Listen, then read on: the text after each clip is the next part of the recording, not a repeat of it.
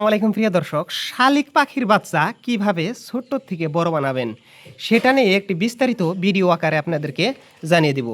এগুলো হলো broiler feed.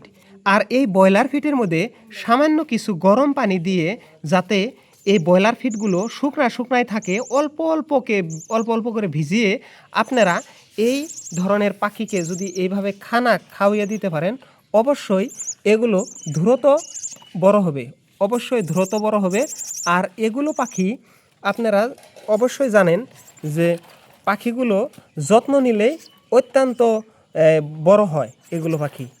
আর এখন দেখতে পারবেন এগুলো খাওয়ার জন্য খুবই আগ্রহী, খানা খাওয়ার জন্য খুব আগ্রহী। দেখতে পারবেন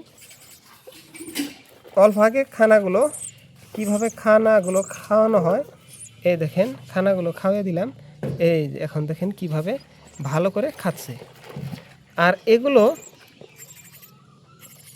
আপনারা একটি কাম করতে পারেন, দৈনন্দিন এগুলো শারক পাখির বাচ্চাকে আপনারা লালন পালন করতে হবে অবশ্যই।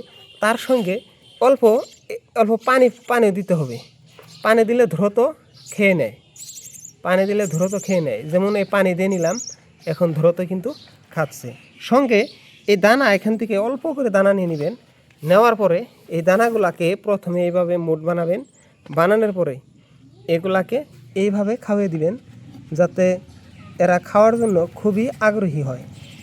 এই দেখতে পাচ্ছেন সাউন্ড দিচ্ছে, মানে এদেরকে পেট ভরে নাই, আরও খাওয়াতে হবে।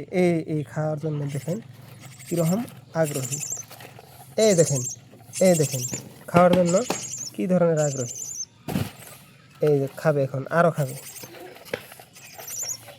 এই যে আরও খাওয়ার জন্য আগ্রহী। এই দিয়ে নিলাম, খেয়ে নিচ্ছে।